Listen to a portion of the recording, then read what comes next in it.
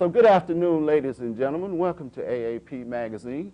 I'd like to thank all my viewers for your comments, especially the man in Kernersville, North Carolina, who said that the program was very interesting to him because he said I had people on who actually made a change. And I won't add any other thing to that. But anyway, without further ado, I'd like to introduce Mr. Carl Wesley Matthews. Thanks for coming, brother. Yeah, everything's real. Everything's real. Now, Carl, what I'd like to do is start out like this. Let's go back to 1946. Okay, you're approximately 15 years old. All right. What are some of the things that you experienced in that environment growing up here in Winston-Salem that endeared upon you happiness, and some of the things that endeared upon you disappointment? Let's just go back, growing up. Okay. Well, I had a very good childhood. I lived with my mother and my grandmother, two very hard workers, and they accomplished a lot by the sweat of their brow. I didn't really know anything about the state that we were in because it was all taken for granted. There were things that we wasn't supposed to do, and it was just a matter of fact of taking them for granted, that we did what we could do and what we couldn't do. It didn't bring any hardship on us. I didn't realize the impact of segregation until after I had finished college.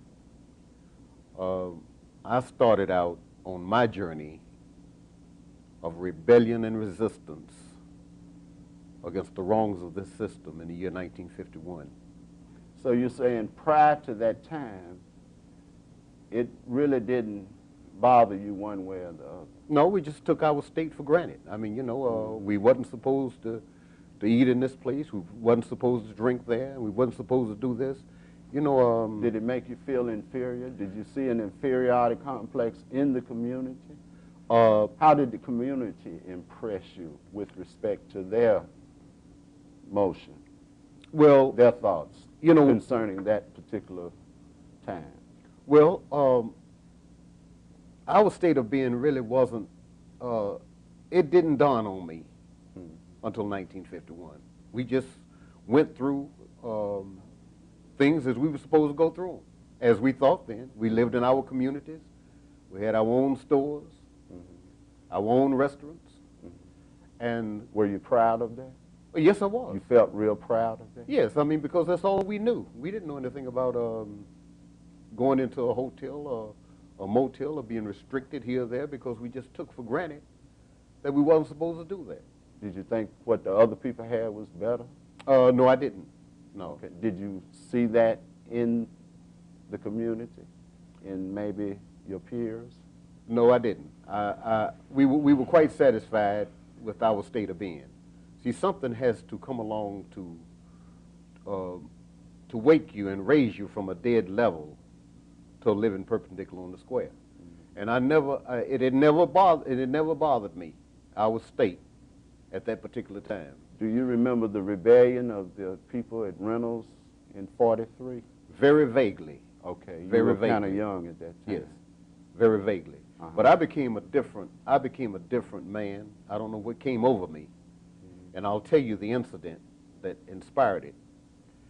In 1951, when I had graduated from college. 20 years old? 20 years old. Okay. I had my teaching certificates, or my teaching applications, rather, in all of the schools, and I was hopeful of getting a job teaching school. But in the summertime, in the meantime, I had gotten a job working at the recreation department. And we had a meeting of all of the people in the recreation department who were taking care of the different schools and the swimming pools and the tennis courts and so forth. We all got together for a meeting. I don't want to cut you off, but we have a caller. Go ahead, caller. Speak up, please. Hello, I have a question for you. What about Martin Luther King? What did he stand for? He said it's free. We are talking about all the things that happened. Why did they take it from the community, the jobs, the place, the restaurant, as he's speaking about? So what do Martin Luther King? A lot of people is not talking on the issues what he stood for. He said it's free, didn't he? Young lady. Mm-hmm. Would you call back at say maybe the next 7 or 8 minutes? I'll let you know to call back, but let's listen for a while, okay? Mm-hmm. All right. Mm-hmm. Have a good day. Now, Recreation Center, go ahead. Okay.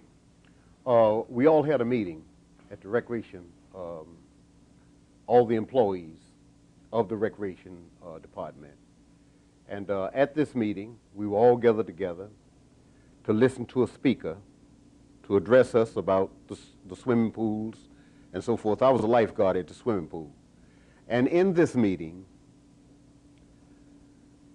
this white gentleman began to address the black people who were pregnant. I mean, who were present. Okay. Yeah, we were pregnant with the wrong kind of thing, but we were present. Was at pregnant that with a particular time. son. Yeah, too, yeah, that's right. Yeah, didn't know he yeah. was there. We were pregnant lodged with in look here, darkness. we were pregnant with Yeah. ignorance. Yes, sir. But anyway, as he was addressing us, he was saying such and such about the nigger children, and we want so many baseball bats and so many horseshoes sent to the nigger recreation department, and we want this and nigger that, and I'm in this meeting and nothing's in the meeting. But educators, people who had master's degrees, and some of them were working on a PhD, and I'm just out of college. Now, who were the people that you looked up to in the community, going through high school, entering into college? What class of people would you say? Well, the teachers. Your teachers? I can. What high school did you attend? Atkins High. Okay. Yes. Your father was very instrumental. He was coach, and he was very instrumental in just all of the things that the young people were doing. He was involved. A couple of my teachers who I will never forget, who were just like a mother to me, Mrs. Garrett, Mrs. E.O. Donahue, and Mrs. Josie Simon. Yeah. Now, they would catch me doing something wrong anywhere and just call me in discipline. They call, you know, you're not supposed to do this. And I was afraid to do anything wrong. You know, boys will be boys. You know, we play and we wrestle and do all those kind of things. And any of those teachers were considered role models to me, because this is why I grew up to be a teacher. I wanted to, in some way, implant some of the things that had transformed me in my life, that made me think the way that I had begun to think. So basically, those people were not inspiring the community to feel inferior.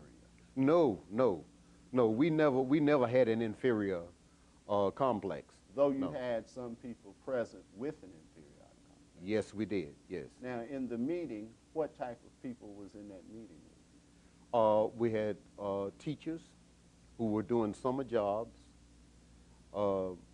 During the school year, they were teaching, but during the summer, they were working at the recreation department.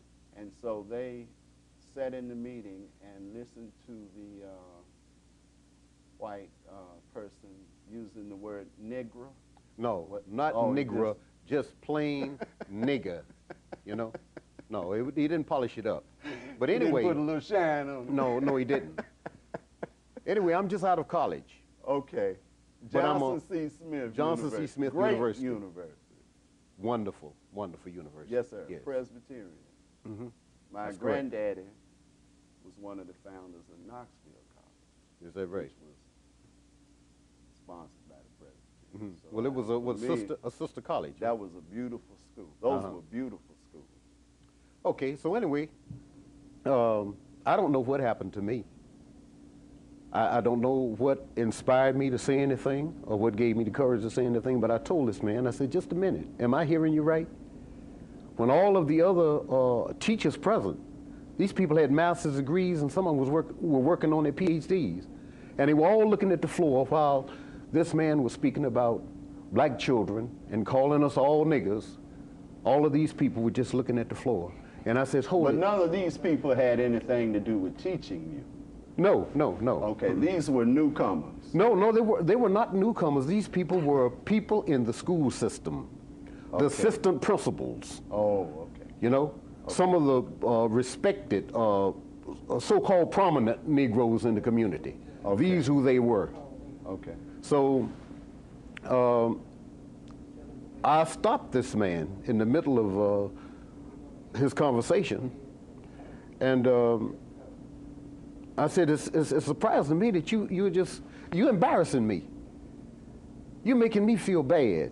And you're just deliberately saying niggers. And I mean, you know, we fight about this in the black community. You can call a black person a nigger and you call it wrong, and there's a fight going on. At that time, you called him black, you in a fight. Yeah, that's right. Because we had accepted the term colored and Negroes. That's correct. So I told this man, early 1900s, which people don't realize, Afro-American is really nothing new. It was out of the late 1800s that we started Afro-American. And then we moved from Afro-American back to colored, then back to Negro. Right. Okay, and it seems as though we're making a circle, doesn't it? Because we back to African-American now. Okay, so maybe 2010, we're going to be Negroes and colored people again. but anyway, did you have any problems in your own community growing up with respect to your appearance? Did you experience, has it always, the point I'm driving at is, as I was studying your history, I could parallel it with my history. I could see a whole lot of the same envy and jealousy throughout the entire period of time based on appearance, you know? Because you was living in a time when it was an insult to be called black. Right. Yeah. Did you experience any hassle about your appearance? Because I was looking at the pictures there. You was a well, good-looking man. You know what Okay, I would like to address that, but I Yes, still want to finish this little story Yes, because sir. this is very important. The man told me, says that he didn't know there was anything wrong with the way that he had addressed these teachers. And I told him, I said, well, this is something that we would fight about, you know, in the Negro community. But I said, I want to teach you how to do this. You have a knee, I have a knee, we all have knees. And everything grows, you know, flowers grow, people grow, everything grows. And if you put knee and grow together, you won't insult anybody, and we'll all be happy. I said, because I'm not happy the way that you are speaking to me. Now, I'm 20 years old out of college, and not knowing then, but this particular move would cause me to never get a job in the city. Did you poison everybody there? When the meeting was over, shortly after the meeting was over, the few little groups of Negroes who were gathered here talking, I would go up and try to start conversation. Well, hey, and they would all disappear. And then I would go to another little group, you know, Yes. say, hey, and they would all disappear. And even today, some of those people who are still alive do not speak to me today. In other words, it says, hey, we've been taking this all the time, and here this man just out of college, haven't had any experience, and he's going to stand up and tell this white man about how to pronounce Negro, and we've been taking it. So they resented me for this. Yeah, they resented me for this. So as a result, I was a swimming instructor and was enjoying my job. Had taught so many young people how to swim. And in fact, I saw a guy, he was about 6'5" or taller, downtown a few weeks ago. And I was walking the street and he says, hey, I want to speak to you a minute. And I said, yeah, what is it? He said, you don't remember me, do you? I said, well, here I go again, you know. Yeah. I said, no, I don't remember you. Well, you should remember me. I said, well, this looks like this is going to be something, you know. He said, you taught me how to swim. You taught me how to not fear anything. I said, oh, thank you. Thank you. You know what I mean? Because I didn't know what it was about, you know. He said, you taught me how to swim, and you were the first one that took me into the swimming pool. But I enjoyed my job. Now, let me ask you something. When you Please, go ahead. 2 weeks later, the black supervisor came and told me, says, we're not going to be able to use you anymore. And I said, well, what's the problem? What? He says, that's all I can tell you. I said, we're not going to be able to use you anymore. And I said, nobody's going to be able to use me anymore. Nobody. And I left my job and never got an answer to my teaching applications. Replaced them, went back to school and got another certificate. Never heard anything from my teaching applications. It was just like, hey, that was the end of me. Ladies and gentlemen, any of you out there that lived in that era, this program, this particular segment of AAP Magazine is for you, because I'm sure there are a lot of viewers out there who remember the time of day in America, in Winston-Salem, Forsyth County, that Mr. Matthews is talking about. So feel free to call in. We'll be glad to hear from you. Now, evidently, you were not cognizant of the fear that existed because you were fearless. I did not have any fear. So you had no idea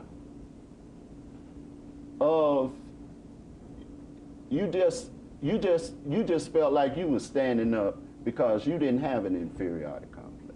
I did not You have an didn't feel like inferiority they were complex, the no. most godly people on earth. No, you I felt didn't. like, okay, we got a caller. Go ahead, caller. Speak up, please. Hello, caller? Yeah, I would like to ask him a Would you question. turn it up, please, so we can hear the Hello? caller? Go ahead. Hello, I would like to ask him a question.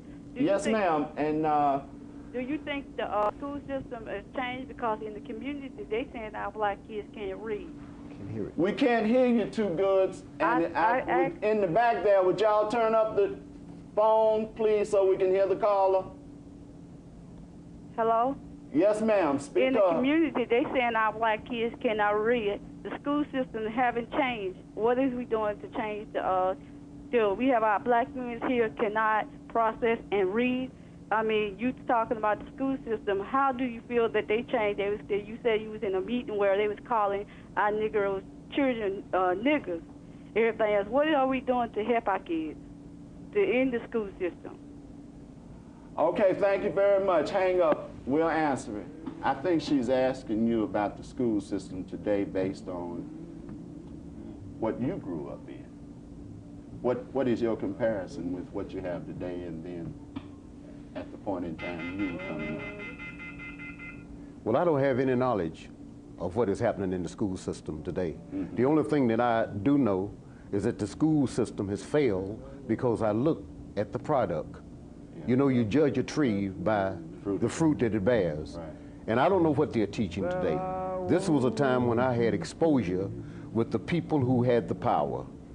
And this was the supervisor and the superintendent and so forth. And this is what they were doing. But as far as the school system is concerned today, I do not know because I haven't been in a school system. Well, Carl, this time has gone by very fast. And we'll be back next week, ladies and gentlemen. We'll be back next week to further discuss this great history that has been buried